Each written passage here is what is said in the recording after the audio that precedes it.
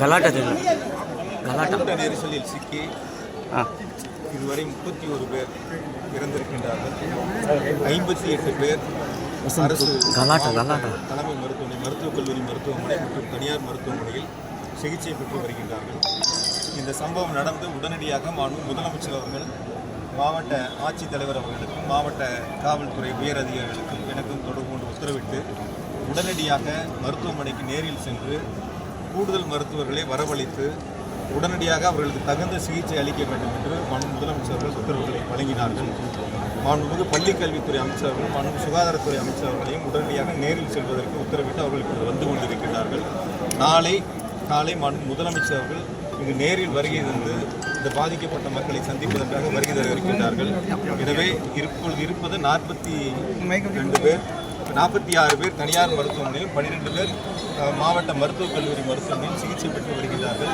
நம்முடைய மாவட்டத்தினுடைய மாவட்ட மருத்துவக் கல்லூரி மருத்துவமனையில் பணியாற்றக்கூடிய அனைத்து மருத்துவர்களும் இப்பொழுது உடனடியாக பணிக்கு வரவழைக்கப்பட்டு சிகிச்சை அளித்துக் கொண்டிருக்கிறார்கள். கூடுதலாக நாமக்கல் மற்றும் சேலம் மாவட்டங்களிலிருந்து மருத்துவர்களை வரவழைப்பதற்கு உத்தரவிடப்பட்டு இன்று இரவே அவர்கள் அனைவரும் வந்து சிகிச்சை அளிப்பதற்கு வருகை தந்து கொண்டிருக்கிறார்.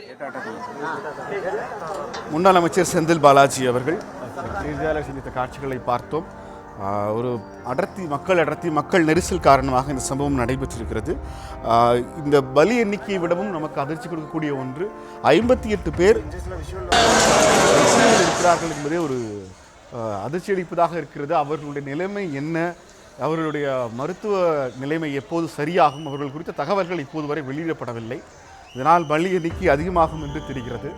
கிட்டத்தட்ட இந்த கருப்பு சனிக்கிழமை இந்திய அளவில் ஒரு பெரும் சோகத்தை உருவாக்கி இருக்கிறது.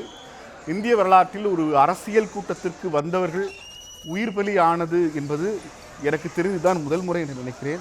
இந்திய பிரதமர் உயிரிழந்தவர்களின் குடும்பங்களுக்கு தனது ஆழ்ந்த இரங்கலை தெரிவித்திருக்கிறார். இது ஒரு பெரும் சோகம் எனவும் குறிப்பிட்டிருக்கிறார்.